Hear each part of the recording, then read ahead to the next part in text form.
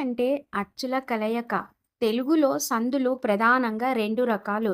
సంస్కృత సందులు మరియు తెలుగు సందులు. ఈరోజు మనం ముఖ్యమైన తెలుగు సందుల గురించి తెలుసుకుందాం. అత్వ సంధి. ఆ ప్లస్ అచ్చు. ఉదాహరణకు రాక ప్లస్ అయ్యే ఈక్వల్ టు రాకయ్యే. కాలోని ఆ మాయమై ఆ అయ్యేలోని ఆ వచ్చింది. విత్వ సంధి.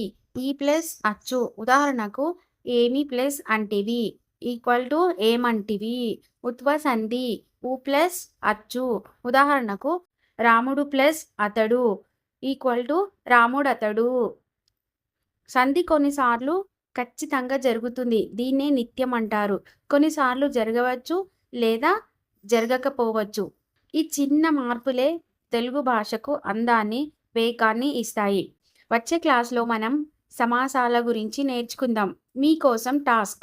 మనము ప్లస్ అందరము కలిపితే ఏ పదం వస్తుంది, అది ఏ సంధి? కామెంట్ చేయండి. మరిన్ని వ్యాకరణ క్లాసుల కోసం ఫాలో అవ్వండి. నెక్స్ట్ వీడియోలో మళ్ళీ కలుద్దాం. Bye bye.